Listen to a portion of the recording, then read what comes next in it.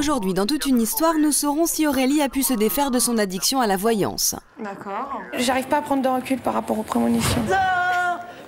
Ils s'étaient rencontrés sur le plateau de toute une histoire. Depuis, Pauline et David sont devenus amis. Erwan, transsexuel, vit une histoire d'amour avec Audrey. Nous verrons comment les parents de la jeune fille ont réagi à cette révélation. Vis-à-vis de moi, ses parents ils sont vraiment géniaux. Et j'ai vraiment peur que le regard il change.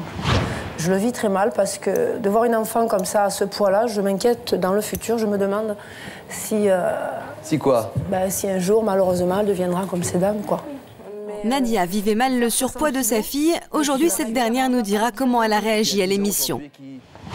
Je trouve que 2 opérations, ça peut porter conséquence peut-être à la santé plus tard. Enfin, pas encore satisfaite de son corps, après 2 opérations esthétiques, Micheline a-t-elle résisté à l'appel du scalpel? Merci au public, bravo à nos invités, bienvenue pour cette émission exceptionnelle, bienvenue dans Toute une histoire. Je suis très heureux de vous accueillir aujourd'hui pour un rendez-vous qui est toujours exceptionnel, une émission spéciale pour prendre des nouvelles des invités que j'ai eu le plaisir de recevoir sur ce plateau. Rendez-vous compte, depuis septembre dernier, plus de 1000 invités, plus de 1100 invités, plus de 1200 invités se sont assis dans ces fauteuils. À chaque fois, à un tournant décisif de leur vie, lors de leur premier passage dans Toute une histoire. Aujourd'hui, quand ils reviennent, ils viennent nous dire quelle direction finalement ils ont choisi de prendre. Dans cette émission, nous reverrons des moments émouvants, étonnants, drôles. Je vous demande de tous, ils sont bien courageux, de les accueillir très chaleureusement. Ça va ?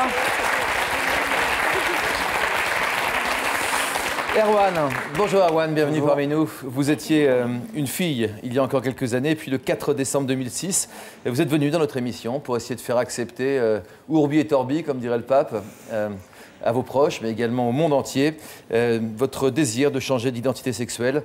Vous nous direz comment votre famille, notamment, a réagi à la suite de votre passage dans l'émission. C'est positif ou plutôt positif? Plutôt positif, très bien.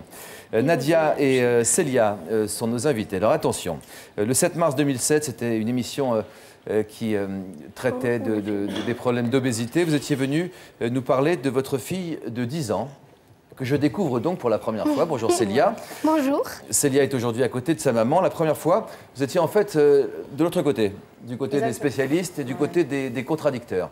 Et vous étiez venu nous parler de votre crainte que votre fille devienne une jeune femme obèse par la suite. Et vous apportiez la contradiction à tous nos invités. J'ai l'impression qu'il s'est passé des choses depuis l'émission, que le dialogue s'est renoué et qu'aujourd'hui, vous êtes de l'autre côté et vous êtes côte à côte. Félicitations à nos 2 invités. Bonjour. Bonjour David, comment allez-vous tous les deux? Ça va. Alors, vous êtes rencontrés sur ce plateau? Oui. Sur le plateau de Tournée Manège? Non, pas Tournée Manège, c'est toute une histoire. C'est toute une histoire, c'est ça? Pas Tournée Manège, ça n'existe pas, lui. Ça existait avant. Avec les familles inégales. Exactement. Et Vigne Leclerc. Voilà. Donc je suis un peu Fabienne et Evelyne pour vous? Non, t'es pas Evelyne. Tu t'appelles Jean de la Rue. D'accord, ok, très bien. Pauline est trisomique, je le précise, parce que ça ne se voit pas. Et David souffre d'un handicap mental léger. Depuis, vous nous raconterez comment vous vous côtoyez et le début d'une belle histoire entre vous deux, d'une belle histoire... D'amitié. D'amitié. D'amitié. D'amitié? Oui. On est amis, puis... Et puis quoi? Et on est amis pour toujours. Ah, on j'ai sera compris pour toujours l'instant. amis. D'accord, très bien. Je vais vous demander aussi d'accueillir Micheline. Où êtes-vous, Micheline? Micheline, comment allez-vous? Bonjour, Micheline. Micheline enchaîne les opérations de chirurgie esthétique. Patrick, son mari, avait accepté qu'elle se fasse opérer de nouveau, mais pas tout de suite. Pas tout de suite, Patrick. Est-ce que vous avez su résister? Vous nous le direz d'ici quelques instants. Jessica est également avec nous. Où êtes-vous, Jessica? Vous êtes là, Jessica. Vous étiez dépendante, très dépendante à quelque chose qui vous coûtait beaucoup d'argent et qui surtout vous mettait la tête en vrac. Vous étiez dépendante à la voyance. Vous êtes passée dans notre émission le 6 décembre 2006. Vous étiez venue essayer d'arrêter. Vous passiez combien de coups de fil chaque jour au voyant? Je passais une dizaine de coups de fil. Hein. Mais en fait, ça dépendait. J'avais des moments où je pouvais m'abstenir. Et il y avait des moments où j'étais en pleine crise. Donc, c'est-à-dire que c'était 10 coups de fil. Ça pouvait...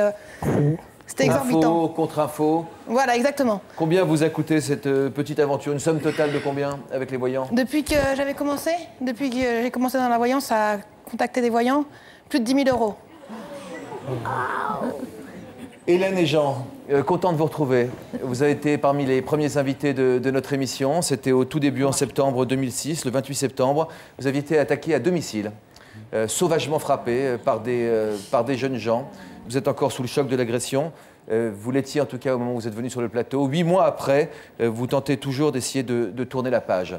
Et puis Pascal est également avec nous. Je pense que ce sera l'occasion de nouer le dialogue avec Célia. Vous n'êtes pas très bien installé, j'ai l'impression, Pascal. Je vous offre mon fauteuil si vous le voulez bien. Ça va. Tout à fait d'avancer.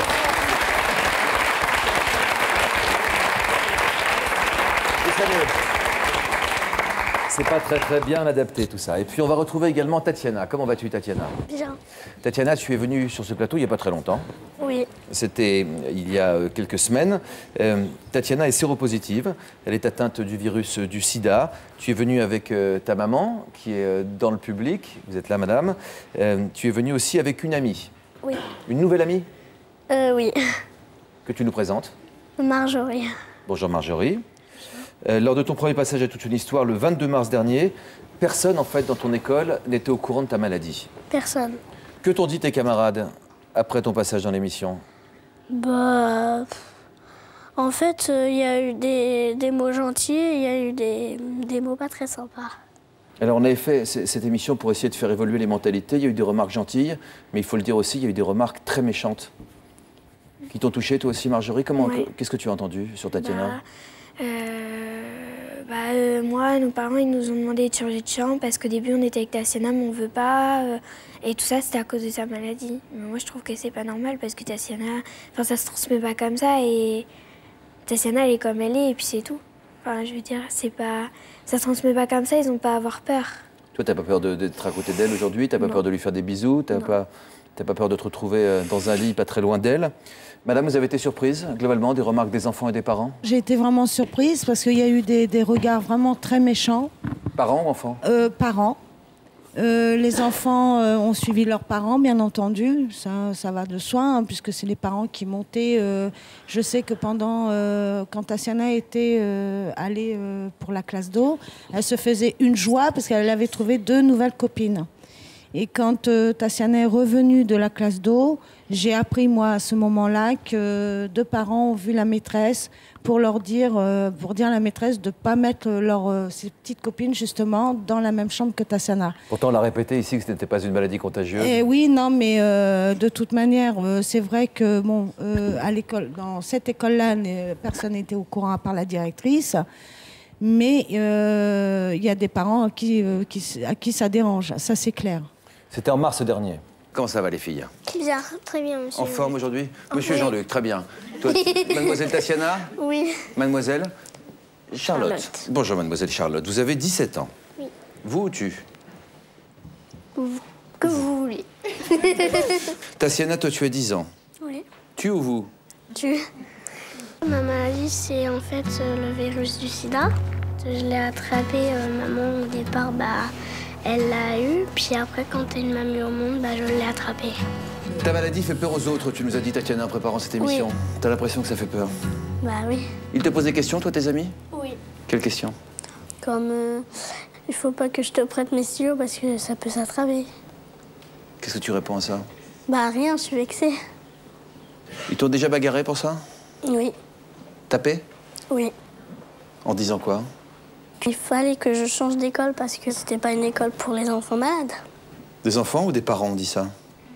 Les deux. À combien de reprises avez-vous changé votre fille d'école? 2 fois. Pour quel motif? Parce que les enfants se mettaient à 15 pour lui taper dessus. Les profs ne défendaient pas votre fille? Non. La directrice ne défendait pas? La directrice fermait les yeux. Deuxième école? Ça a été les interdictions à ma fille de faire les sapins de Noël. Pourquoi? Parce qu'on voulait pas d'elle. Aujourd'hui, comment tu te trouves dans ta nouvelle école? Bien. Mais dans cette nouvelle école, personne n'était au courant de la maladie de Tatiana. Et c'est après son passage dans toute une histoire que ses petits camarades ont appris sa séropositivité. Je vais faire comprendre aux gens qu'il n'y a pas de doute qu'ils l'attrapent comme ça. En se donnant la main comme ça, par exemple? Oui. Ça ne s'attrape pas comme ça? Non. En se faisant des bisous comme ça, par exemple? Oui. Ça ne s'attrape pas comme ça. Pas du tout.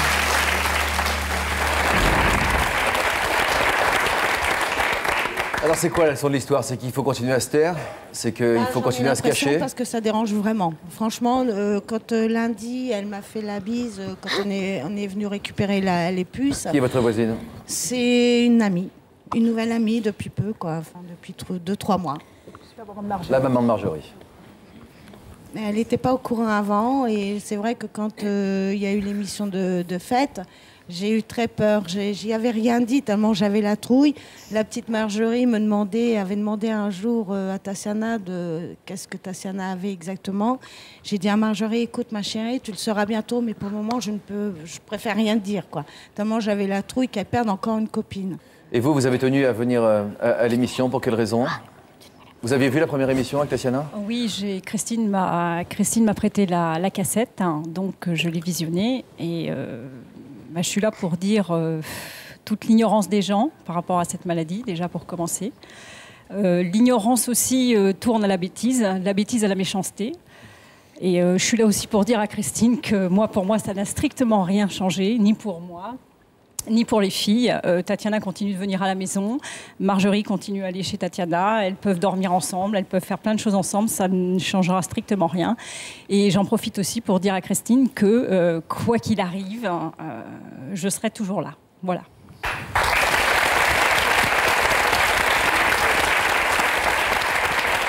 Ça fait plaisir, ça. Vous avez vu l'émission, vous ne vous connaissiez pas avant. Célia, toi aussi, les autres à l'école se moquent de toi parfois à cause de ton poids. Qu'est-ce que tu ressens quand ça arrive? Rien, mais je leur dis ce que j'en pense d'eux. Bravo. Nadia, vous êtes la maman de Célia. Qu'est-ce que vous ressentez globalement en entendant les ségrégations que peuvent rencontrer les enfants? Vous étiez venu nous en parler sur le plateau en disant j'ai peur que ma fille devienne une femme obèse, j'ai peur du regard des autres, j'ai peur de la méchanceté des autres. Je le redis, la bêtise des gens, elle est là, elle restera, elle continuera malheureusement. Et c'est vrai que je ne voulais pas que Célia subisse toutes ces discriminations, quoi qu'il en soit. Tu l'as vu l'émission? Oui. Qu'est-ce que tu en as pensé? Tu étais surprise? Ben... Oui, mais pour ces dames, ça m'a fait de la peine quand même. Parce que j'ai pas envie de devenir comme eux.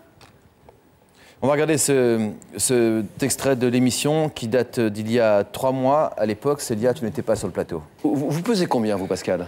Je pesais il y a peu 195 kilos, excusez-moi, je suis belge. 195 kilos. Voilà, j'ai perdu 10 kilos maintenant, mais je le vis bien, comme pour une mince. Hein. Je suis obèse depuis que j'ai 3 ans et donc j'ai appris à vivre avec. Pascal assume bien ses 195 kilos, mais son poids est quand même problématique dans sa vie quotidienne. Je suis désolée. Pourquoi vous vous levez, monsieur? Ça va? J'ai dû le faire fuir. C'est vrai qu'on n'est pas très à l'aise sur ces fauteuils. J'espère que les escalators ne sont pas en panne. On va voir ça, parce que si je dois monter à pied, ça c'est ma hantise, quoi.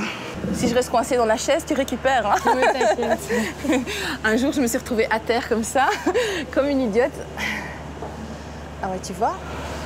Et je suis coincée, quoi. Bon, on va faire comme les bébés. Tu vas m'avancer la table. Quand nous lui avons consacré ce reportage il y a 2 mois, Pascal avait un projet de vacances. Devant nous, elle se renseignait auprès d'une compagnie aérienne. Voilà, je suis en gros surpoids et je voudrais savoir comment ça se passe, comment vous accueillez les voyageurs qui sont en surpoids chez vous. Ce qu'il y a, c'est qu'il faut acheter donc, le premier siège en passager normal. Oui. Donc le tarif normal. Et puis rajouter un siège en extra.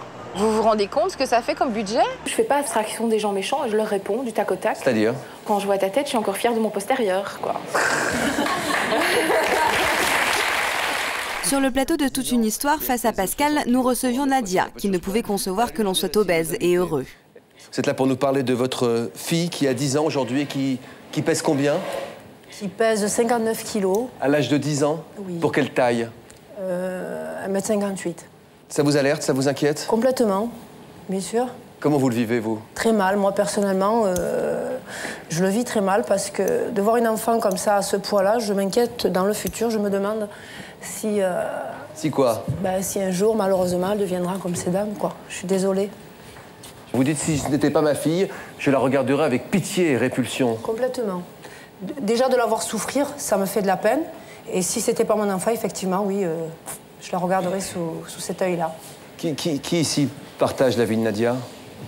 Je pense que personne, mais... Je suis sûre que si demain on te propose de faire 60 kilos, ben tu vas pas dire non. Tu vas pas me dire non, je ne veux pas parce que... J'ai jamais dit le contraire. Moi, j'ai dit qu'on peut très bien vivre étant en surpoids. Et puis là, elle parle de répulsion, donc je suis un peu choquée. C'est le mot que j'avais employé pour ma fille, quoi. Enfin, quand je... C'est pire. Ben, parce que peut-être que je suis plus réaliste que d'autres. Peut-être. Au moment où vous avez regardé l'émission, quand elle est passée sur France 2 avec Célia, vous aviez le trac? Ben, c'est à double tranchant finalement, hein, ce genre de... Moi j'interviens, je viens, je me dis peut-être qu'elle va réagir de manière positive, mais il y avait un risque en même temps. Elle aurait pu dire, tu n'as pas besoin d'exposer mon problème à tout le monde. Mais finalement, ça a été un super impact. C'est-à-dire? C'est-à-dire que Célia, elle s'est dit... Parce que Célia pensait que je ne l'aimais pas, en fait. Quand j'étais en... je m'opposais à ce qu'elle faisait quand elle mangeait, quand elle se jetait sur le frigo, j'étais là à m'opposer, quoi. Et elle me disait, de toute façon, tu ne m'aimes pas parce que j'ai 2 autres enfants qui n'ont pas de problème de poids. Et elle me disait, tu ne m'aimes pas, tu n'aimes que les autres. Tu disais ça à ta... Oui. Et tu le dis toujours avec le sourire, mais parfois le sourire est une défense. C'est une manière de cacher certaines choses, hein. Mais maintenant, elle me dit, tu sais, le fait que tu sois passée à la télé, que tu aies parlé pour moi, je crois que tu m'aimes, maman. C'est la plus belle des satisfactions, finalement. Pascal, on vous a réinvité. Je voulais avoir votre réaction sur ce qu'a pensé Célia, ce qu'elle a dit à sa maman, la façon dont les choses sont passées dans cette famille. On n'a pas eu beaucoup l'occasion d'en parler en plateau la dernière fois. Mais vous avez un petit échange assez musclé quand même, toutes les deux. On a eu un échange musclé, comme avec une autre jeune fille ce jour-là. Moi, j'ai trouvé le mot répulsion très exagéré. Hein, tous les parents veulent des enfants parfaits. Malheureusement, ce n'est pas le cas. Il faut faire avec ce que la nature nous donne et ce que le destin nous donne. Et je crois que... au-delà des apparences, l'apparence n'est pas tout dans la vie, qu'on peut s'inquiéter pour la santé de son enfant, ça c'est une chose, mais que parler de dégoût, c'est pas s'inquiéter pour sa santé, c'est s'inquiéter pour son apparence. C'est ça qui m'avait un petit peu choquée. Je voulais dire aussi que moi je vis ça avec mon père qui ne m'a jamais acceptée avec mon poids. Qu'est-ce qu'il vous dit, votre père? Écoutez, à l'émission, le lendemain de l'émission, par exemple, il a retéléphoné, pourtant j'ai 35 ans, et la seule parole qu'il a trouvé à me dire, c'était « t'es encore la plus grosse du tas ». Alors... Vous les avez vus en Belgique? Je l'aime, oui, tout à fait. Je l'aime, c'est mon père, je le prends comme il est. Je trouve qu'il devrait me prendre comme je suis, avant tout. Tolérance.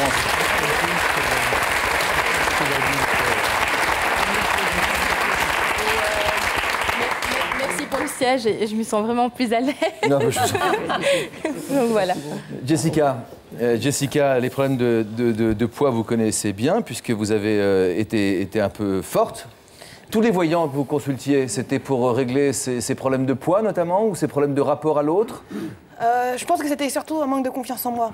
C'est peut-être lié. Oui, c'est lié. Je pense que c'était lié. On va regarder ce premier passage à l'émission. Vous aviez témoigné, je précise, avec une perruque, comme cela arrive parfois, on n'a pas envie d'être reconnu, des lunettes et un faux prénom, Aurélie, parce qu'en fait, vous aviez honte, à l'époque, de votre dépendance à la voyance. Il n'y avait pas aussi, excusez-moi de vous couper, il n'y a pas aussi qu'une question honte. Il y a beaucoup de on-dit.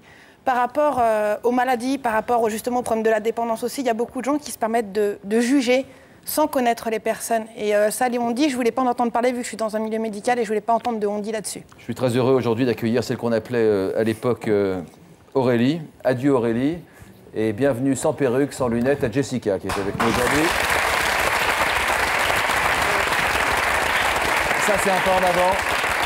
Une jeune femme qui ose aujourd'hui se montrer en pleine lumière. Quelle place exactement tient la voyance dans votre vie à vous? Une grosse place très importante. Je suis dépendante de la voyance à l'heure actuelle. Vous êtes accro? Oui. Vous passez combien de coups de fil par jour?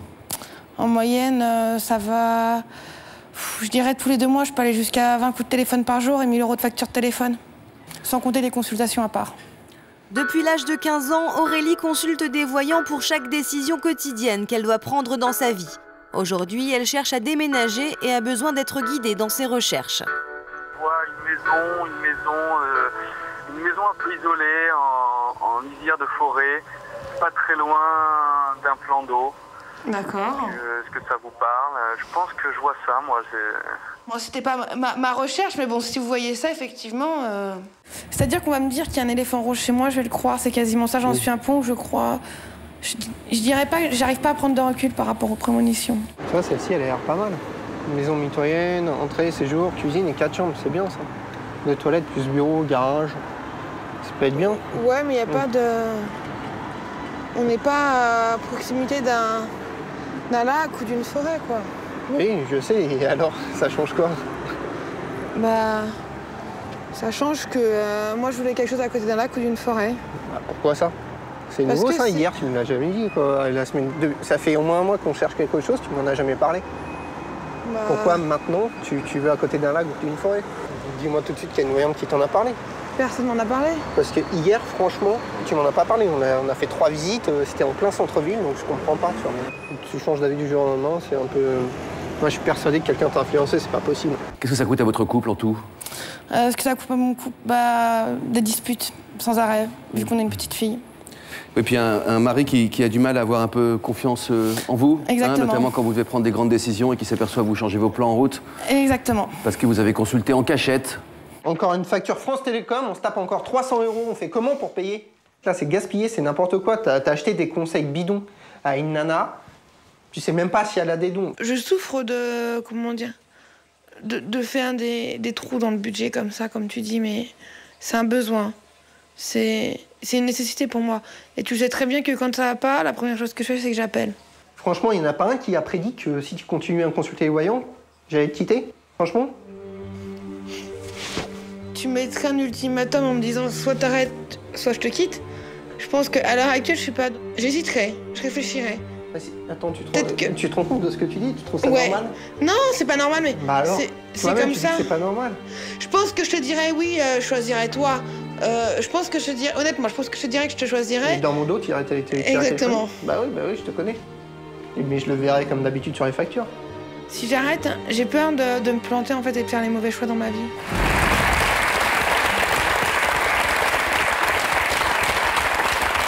J'en profite pour dire à toutes nos invités qui viennent sur le plateau avec des perruques, des lunettes, que vous êtes mieux en vrai. Beaucoup mieux en vrai, même. Ça, c'est vrai. Et que vous devez vous sentir mieux aujourd'hui, non? Oui, c'est un grand soulagement. On va dire que la dernière fois que j'ai consulté, c'était quand j'étais rentrée après le passage de l'émission. Et j'avais ce besoin en fait de consulter. Et donc j'ai appelé une dernière fois et ça a été fini. En fait, ça a été radical. J'ai eu une période de doute quand même. Mais maintenant, c'est... Pourquoi cette dernière fois a été radicale? Qu'est-ce qui s'est passé? En fait, je me suis rendu compte que c'était un peu absurde. Le dernier coup de fil remonte à quand? Le dernier coup de fil remonte à il y a 2 mois et demi. Pas de tentation depuis? Des tentations, mais j'ai résisté. Non, je suis pas... Et On vous reviendra prochainement avec une perruque brune, peut-être, pour nous dire que vous êtes... Voilà. Non, il n'y a pas de... Non, je replongerai pas dans... Puis ça m'a permis de faire des économies, donc c'est vrai que ça a été quand même un très très gros budget. Ça... Et dans votre couple? Dans mon couple, ça se passe super bien maintenant. Il n'y a plus de problème suite à ça. Justement, on a plus de communication vis-à-vis de ça. C'est-à-dire que maintenant, je consulte mon ami pour lui parler de ces problèmes-là avant de consulter un médium. Et j'ai même plus besoin de consulter un médium ou un voyant, parce que bon... On va donner la parole maintenant à David et Pauline. Jessica, est-ce que vous avez vu notre émission consacrée au handicap mental? Oui, je l'avais vu et ça m'avait particulièrement touchée quand David s'était mis à chanter du Johnny Hallyday. J'avais trouvé ça marrant. J'ai promis de faire une petite chanson. Ah bon? Pauline, c'est vrai qu'elle est particulièrement touchante aussi vis-à-vis de sa maladie parce qu'elle l'accepte. Elle l'accepte du moins. Elle arrive à en parler. Et quand moi je l'ai vue à la télé, personnellement, on la voit pas du tout. On s'aperçoit pas qu'elle a une maladie si elle le dit pas en fait. Parce que c'est une personne qui qui conduit, qui est autonome, mine de rien, qui se débrouille par soi-même. Donc j'ai trouvé ça très très touchant. Moi qui suis dans le milieu médical, j'ai trouvé ça très très bien. Nouvelle coiffure? Merci. Nouvelle quoi? Pas mal. J'avais envie de changer. Pas mal la coiffure. Elle se toujours bien. Je suis bien très heureux pour qu'elle a coiffé bien, c'est sûr.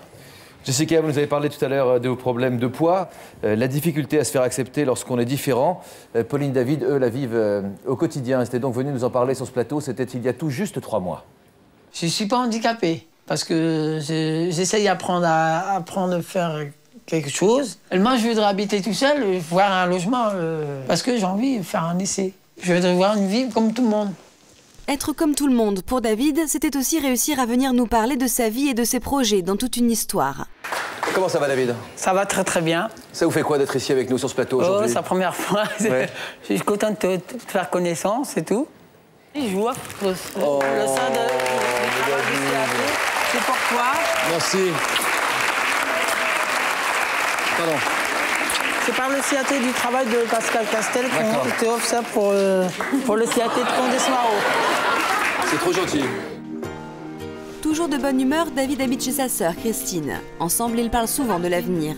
Si tu rencontrais une jolie jeune fille, tu tombes amoureux, par exemple. Ça se peut, hein? Alors, est-ce que tu crois que tu serais capable de vivre tout seul dans ton appartement avec une jeune fille? Ouais. Ah ben, c'est bien. Donc, un jour, dans ta tête, tu penses que tu seras, comme moi, Émilie, autonome. L'autonomie, un projet aussi pour Pauline, qui était notre invitée aux côtés de David ce jour-là. Trisomique, Pauline avait déjà une grande victoire à son actif, son permis de conduire. Le fait d'avoir mon permis, ça m'a donné plus confiance en moi. J'ai l'impression de voler mes propres ailes. Je me sens mais vraiment comme un petit oiseau qui sort de sa cage, quoi. Malgré que j'ai un handicap, je préfère pas trop y penser puis mener ma vie, mon petit train-train, quoi. Pauline, oui. Vous faites du théâtre, vous faites de la danse, vous sortez avec vos amis comme toutes les jeunes filles de la planète. Oui. Vous n'avez pas de petite amie, c'est juste ça qui vous manque? Non, c'est quelque chose qui me manque beaucoup. Ouais, j'ai l'impression, hein. Je pense que c'est peut-être à cause de mon handicap. Je me dis que si j'ai pas le petit copain, c'est que personne a voulu moi, quoi. Plutôt avec une personne handicapée, plutôt avec une personne normale? C'est pas que je veux pas quelqu'un handicapé dans ma vie, c'est que ça me reflèterait trop mon image pour rester avec cette personne. Qu'est-ce que vous en pensez, vous? Je suis content de la connaître aujourd'hui parce qu'elle a beaucoup de charme. Elle a beaucoup de charme. Je voulais chanter une chanson pour Pauline. Alors, c'était quoi cette chanson? Tu n'apportes la lumière, tu dédies ton corps, ce tas de forêts et des trésors que l'on t'aime, Pauline.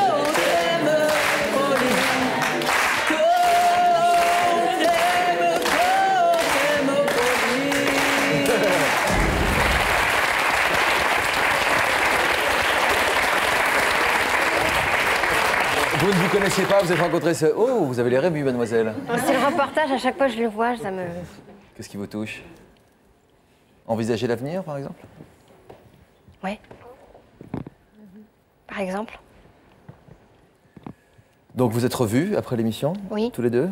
Vous êtes devenus amis, vous nous avez dit.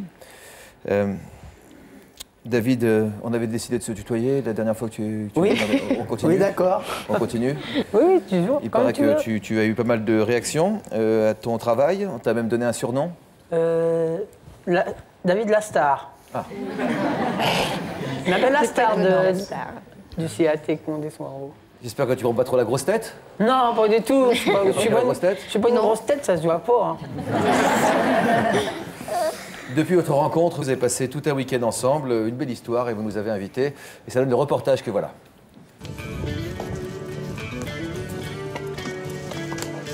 Bonjour, je peux avoir un paille-bresse, s'il vous plaît? C'est pour Pauline. Oui, s'il vous plaît. Voilà, merci. Au revoir. Bonne journée, bon après-midi. Même à vous aussi. C'est pour Pauline, parce que c'est pour faire plaisir que je suis bien accueilli chez ses parents. Puis je suis pressé à la voir, c'est tout. Il y a 3 mois, David et Pauline se rencontrent sur le plateau de Toute une histoire. Depuis, ils sont devenus amis. Aujourd'hui, David se rend chez Pauline pour y passer le week-end. Ah ouais, ça va? Tiens, c'est pour vous, pour ce soir. Oh, bah c'est gentil, dis donc. Oh, bah dis donc. Tout ça, bah fallait pas. Toi. C'est Et toi. Oh, bah dis donc. Je suis content pour faire plaisir, te emmener un beau cadeau.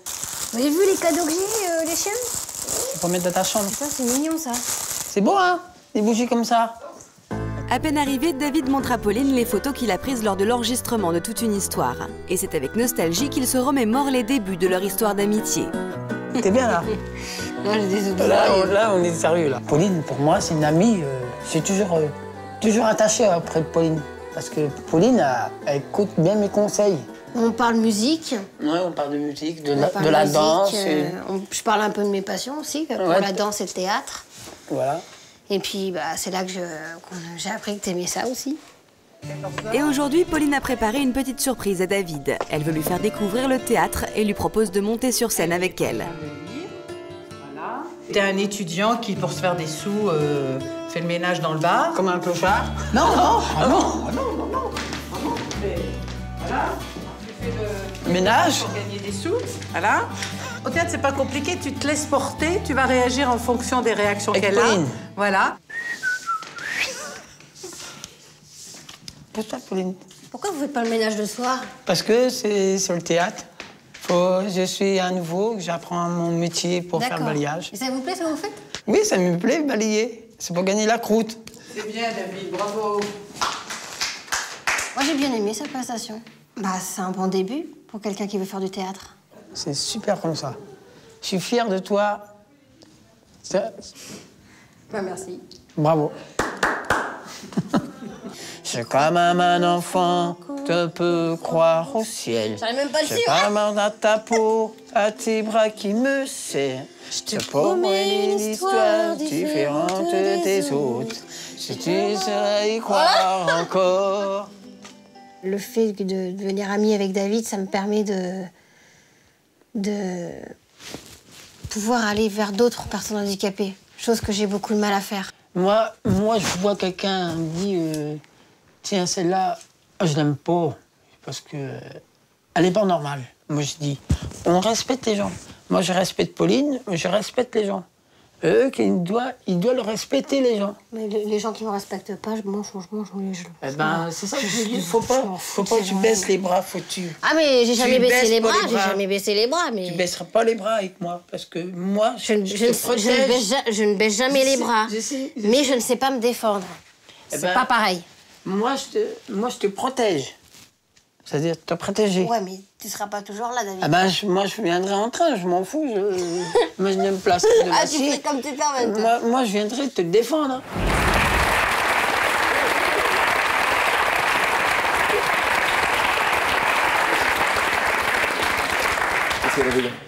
Qu'est-ce qu'il y a? Non, rien. À quoi tu pensais? Au reportage. Tu pensais à quoi? Le reportage que j'ai dit la vérité, c'est tout. Je protégerai toujours Pauline, c'est sûr. Ça, c'est un peu plus qu'une déclaration d'amitié, ça. Moi, je suis... Je suis sûre, moi. Vous dites quelque chose d'important, Pauline, dans le reportage, c'est que vous aviez du mal à aller vers les personnes handicapées avant de rencontrer David. Pourquoi? Peut-être parce que ça vous renvoyait une image négative de vous-même. Vous vous sentez entre les deux, sur la frontière? Pour moi, c'est difficile de m'accepter moi-même avant d'accepter les autres. Donc c'est vrai que le fait d'avoir rencontré David, ça m'a permis de casser cette barrière, en fait. Et donc de plus, vous acceptez vous-même aussi? Un peu plus, pas totalement. Qu'est-ce qui est le plus difficile à accepter pour vous aujourd'hui? Encore aujourd'hui? Le fait qu'on n'éprouve pas les mêmes sentiments.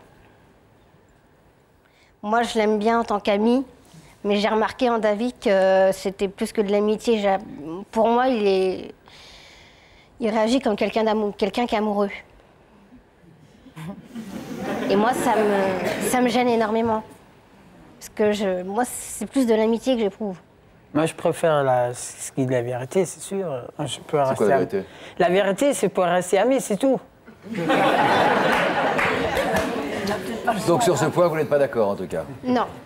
Merci d'être venu nous voir.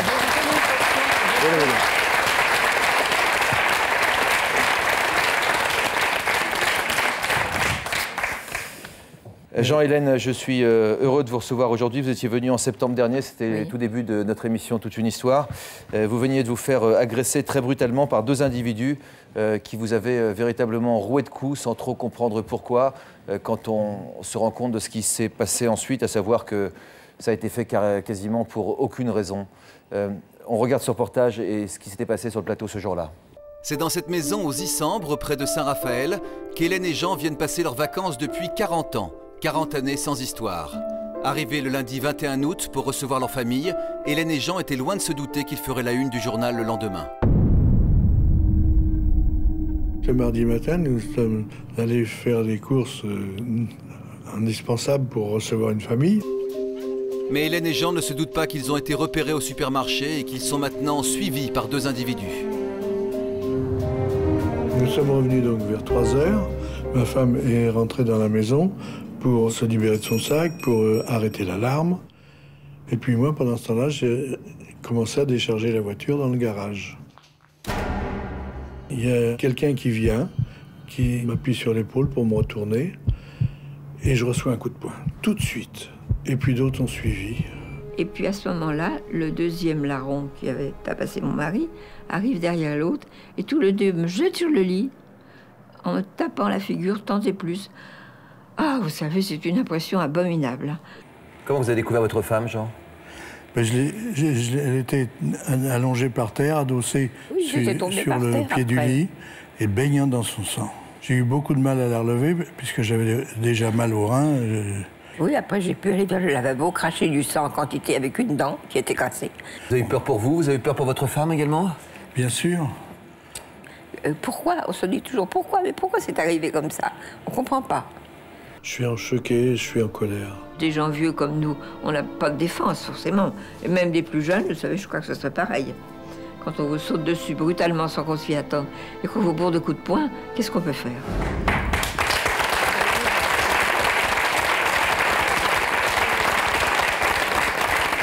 On voulait vous réinviter pour pouvoir montrer qu'aujourd'hui vous avez retrouvé votre visage de 20 ans, madame, ou presque, que vous avez pu vous retaper malgré votre âge, sans pour autant, si j'ai bien compris, avoir trouvé la réponse à cette question. Pourquoi? Ben non. Il y a quelqu'un qui assistait à l'émission, qui l'a dit à un ancien policier, qui a dit que parfois les agresseurs tapaient les gens pour les rendre faire un peu groggy, de façon à ce qu'ils ne puissent pas les reconnaître. Et puis, pour pas qu'on puisse les identifier. C'est ce qu'il nous a dit le jour de l'émission. Qu'est-ce qu'on vous a volé, en fait, ce jour-là? On m'a volé une bague qui faisait de l'effet, parce que c'était un zircon, mais enfin, on aurait dit un gros diamant, vous voyez. Ils ont certainement pensé que cette bague, c'était l'affaire du siècle. Une pierre artificielle, en fait. Oui, ils m'ont volé ça, c'est tout. Puis après, ils sont partis. Comment vous continuez à vivre depuis cet incident? Est-ce que vous vous protégez plus ou est-ce que vous avez retrouvé la confiance en votre prochain? On est retourné aux Issambres, là, il y a un mois. Oui, on a passé le mois de février, février-mars. On n'a plus tout à fait la même sérénité qu'avant. Oui, dès qu'on entend un petit bout, on se dit « Ah, qu'est-ce que c'est que ça ?» Alors qu'avant, on n'y pensait pas, bien sûr. On sent qu'on est vulnérable. Avant, on n'y pensait pas. On voulait vous inviter aussi pour revoir vos bonnes mines, parce que ça, c'est une bonne nouvelle. Oui. Et vous souhaiter un bon courage à tous les deux. Merci.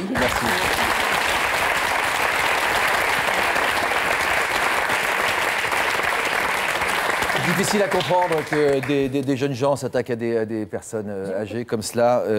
Erwan, vous aussi, vous avez affronté l'incompréhension et le rejet.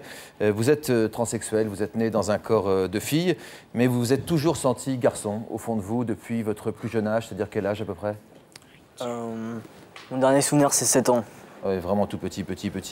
Depuis votre majorité, vous avez entrepris un traitement hormonal. Lorsque votre corps sera prêt, vous comptez même subir une opération qui existe pour définitivement changer de sexe et devenir ce que vous êtes déjà, à savoir un homme. C'est ici en fait que je venais tous les mercredis. Tous les mercredis, je rentrais dans l'église et puis je priais.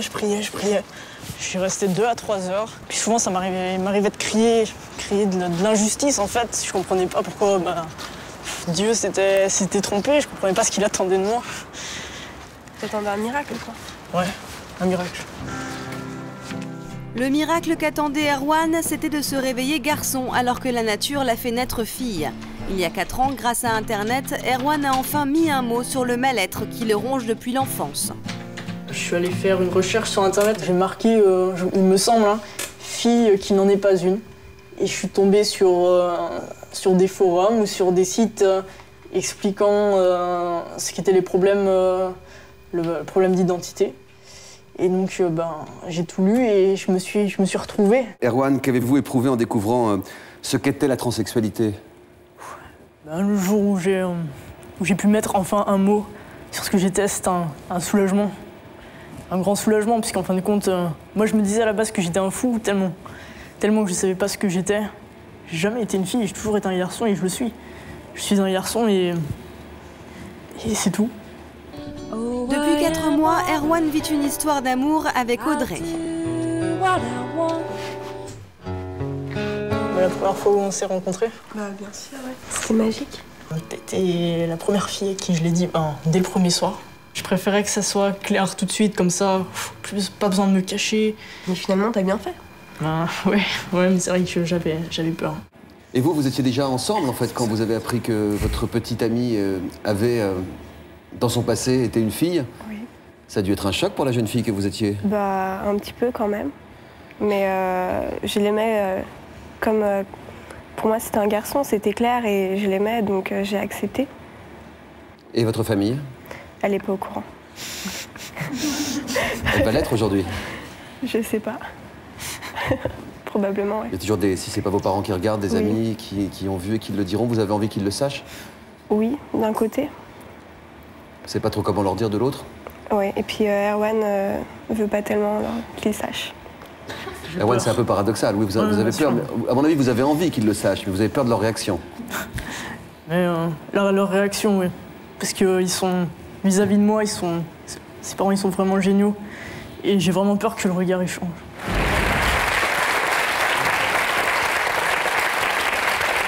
Alors, comment vos beaux-parents ont-ils accueilli la nouvelle? Qu'est-ce qui s'est passé ensuite? Avec étonnement, ce qui est normal. Mais en fin de compte, on a bien discuté, on a mis les choses un petit peu au clair. Et, ils ont vu l'émission? C'est moi qui leur ai fait voir. En fait, ils l'avaient appris par une autre personne. Et puis j'ai dit, moi je vais vous montrer. Ensemble? Vous l'avez regardé ensemble? Et on a un peu discuté. Et puis ça s'est très bien passé. C'est-à-dire? Ils vous ont posé des questions? Le contact? Non, même pas de questions. Ils ont dit, tu es ce que tu es. On n'a pas à aller plus loin. Votre papa, c'était beaucoup plus compliqué. Est-ce que vous avez... Ça allait tout autant. Ah oui. Vous n'avez pas pu reprendre contact? Non, il n'a pas voulu regarder l'émission. Je lui ai écrit une lettre. Il l'a lue déjà. Mais apparemment, il l'a mal pris alors que cette lettre n'était pas du tout faite pour lui faire du mal. Au contraire, pour essayer de renouer contact. En vain. Vous voulez lui dire autre chose aujourd'hui? Il ne regarderait pas l'émission, mais s'il la regardait, lui dire que je l'aime et que je l'attends.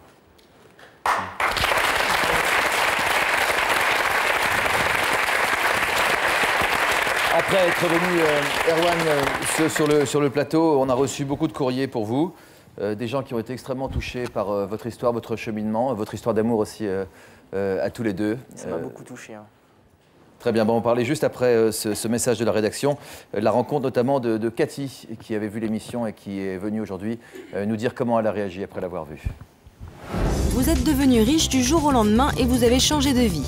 Vous êtes devenu riche et cela vous a tourné la tête. Vous êtes devenu riche et vous avez continué à vivre comme avant. Vous êtes devenu riche du jour au lendemain et vous regrettez votre ancienne vie. Pour nous raconter votre histoire, contactez-nous au 0820 16 30 15 ou connectez-vous sur le site de l'émission. Prochainement, toute une histoire s'intéressera à un moment douloureux pour toutes les femmes, celui de la ménopause. Cela fait 1 an que Geneviève vit ce changement et sa cohorte de désagréments. Une phase pénible que son mari l'aide à supporter. Vulnérabilité émotive. Tension nerveuse, tu vois, ça doit faire... irritabilité, sentiment de dépression, c'est tout à fait ça. Douleur musculaire, musculaire, gain de poids, diminution de la libido. Donc tu vois, ça promet encore de belles journées ou de bonnes soirées. Quand on est marié, c'est pour le mieux, c'est pour le meilleur et pour le pire. À tout juste 30 ans, Amélie est déjà ménopausée. Au drame de la souffrance physique s'ajoute pour elle la souffrance morale. Ça ne sert à rien de s'apitoyer sur son sort. Il y a des moments plus durs que les autres et il faut savoir remonter la pente. Les moments durs, c'est quand on apprend une grossesse. Voilà, je vais me mettre à pleurer. Mais le fait de ne pas avoir d'enfant, c'est le pire.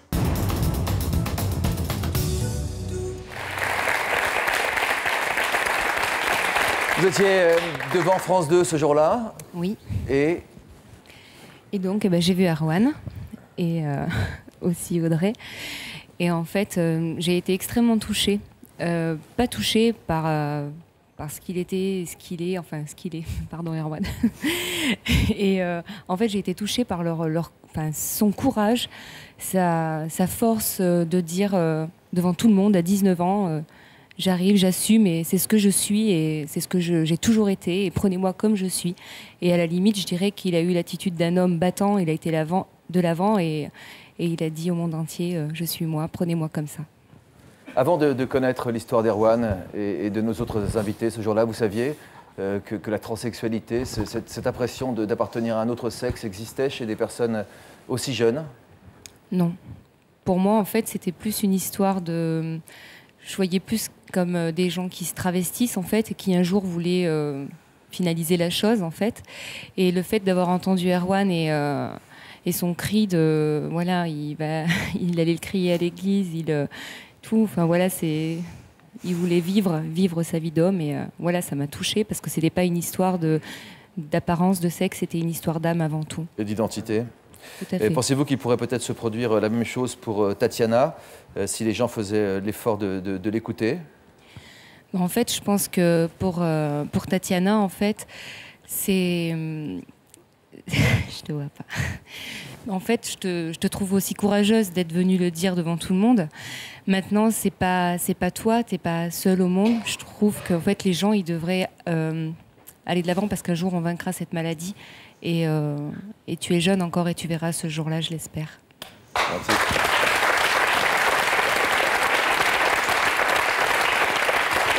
Je précise que vous vous êtes rencontrés tous les trois avant même l'émission. Vous avez contacté par le site internet, vous êtes passé des coups de fil, vous êtes rencontrés.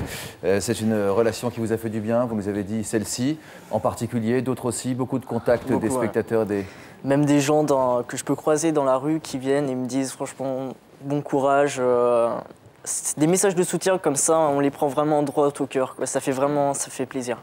Ça fait très plaisir. La dernière opération, vous l'espérez pour quelle période à peu près? Alors, on va commencer par les premières. Ouais. Je dirais à la fin de cette année. 2007? Oui, j'espère. Bonne chance. Merci. Au-delà de la question d'opération dont on parle à l'instant avec Erwan, il y avait évidemment une question d'identité qui est beaucoup plus importante. Avec Micheline, on va parler d'opération. Vous êtes calé.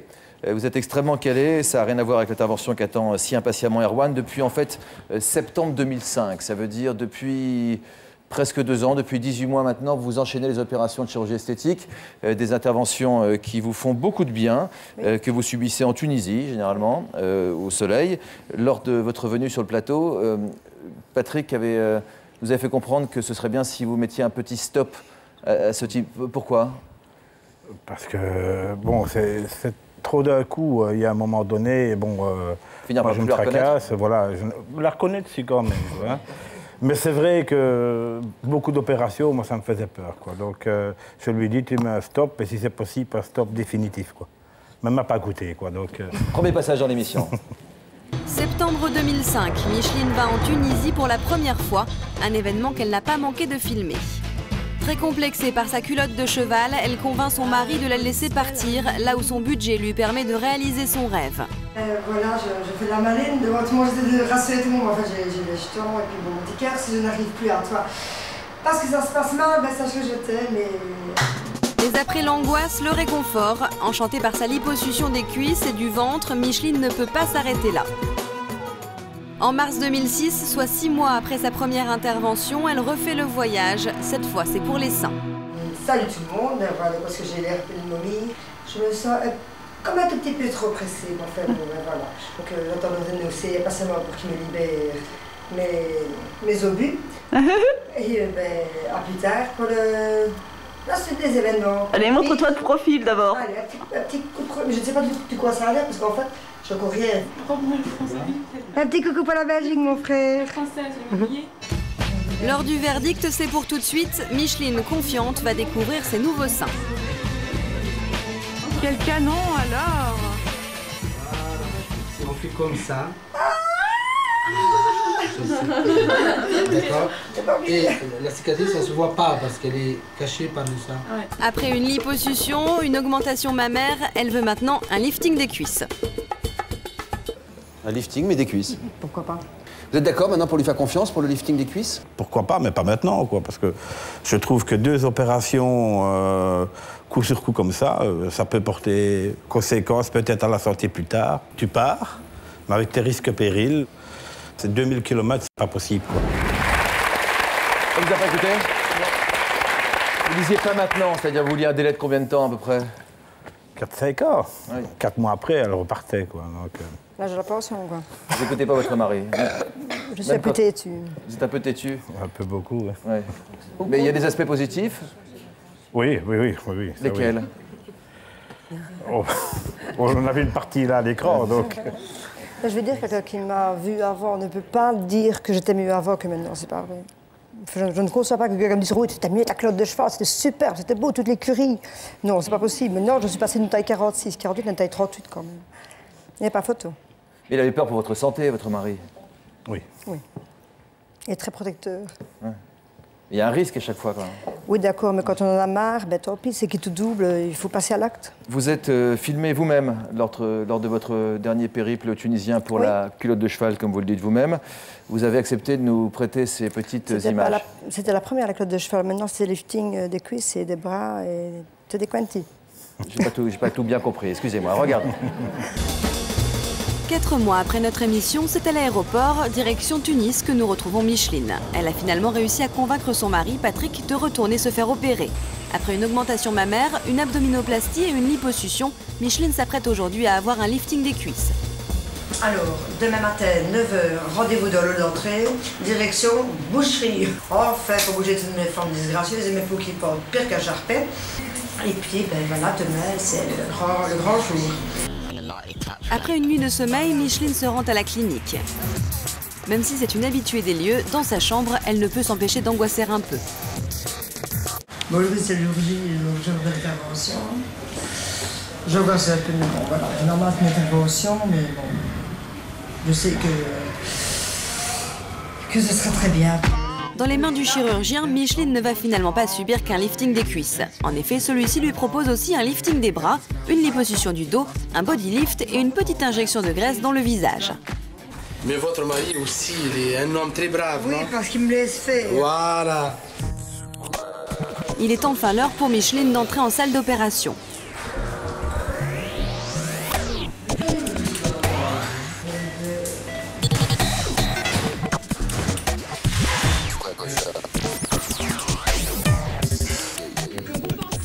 Après 7 heures d'intervention, Micheline se réveille doucement. Ça va bien? Ben, je suis encore un peu dans le gaz. Ouais. C'est un peu au niveau des bras. À peine opérée, Micheline arpente déjà les couloirs de l'hôpital. Elle est encore une fois ravie de son voyage esthétique. Voilà, aujourd'hui, c'est le lendemain de l'intervention. Je vais super bien. Je me demande si j'étais opérée, parce que je n'ai mal nulle part. C'est la clinique du miracle. Et que je n'ai aucun remords et aucun regret. Et que franchement, je suis super contente de leur avoir fait confiance une fois de plus.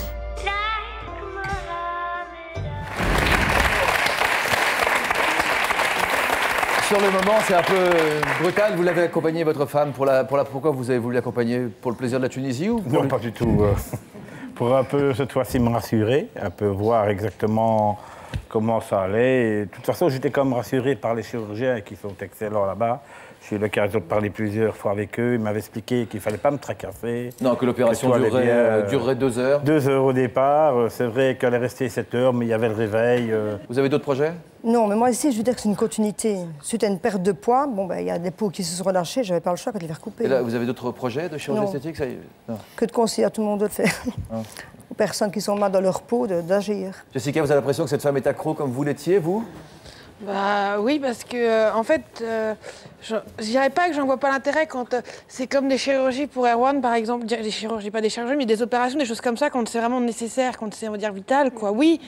Mais là, c'est vraiment, bon, d'accord, quand il y a des problèmes suite à des problèmes de peau, des choses comme ça, une opération, je veux bien, mais là, il y en a quand même eu beaucoup, quoi, entre les bras, les cuisses, les machins, c'est énorme. faut se poser la question si c'était vraiment nécessaire. Ouais, voilà, c'est... Oui, parce que je ne m'acceptais plus dans le miroir. Mais ça, c'est... Je vais dire que bon, c'est d'abord pour moi que je l'ai fait, et non pas pour mon mari, bien que finalement, il en profite. Oui, tout à fait. Ce n'était pas pour le voisin non plus, et je vais dire que les personnes qui sont d'un avis négatif, que ce soit au boulot, que ce soit la famille, que ce soit n'importe, j'en ai rien à foutre, c'était moi, c'était mon moral. Patrick, vous n'êtes pas aussi content que votre femme du résultat. Enfin, vous auriez pu vous en passer, vous, de toutes ces opérations? Oui, elle aurait pu ne pas le faire, parce que bon... Moi, ce qui m'intéresse, c'est le fond de son cœur, surtout. Donc, c'est ce qui m'intéressait chez elle. C'était l'intérieur de son cœur, c'est ce qu'elle représente à Pas de chirurgie du cœur prévue pour l'instant? Non, j'espère que non. Hein. On va rester sur cette jolie note. Je remercie tous nos invités, tous, c'est un modèle. Un merci spécial et des encouragements à Tatiana. Merci d'avoir été avec nous et à la prochaine fois. Ça va aller ?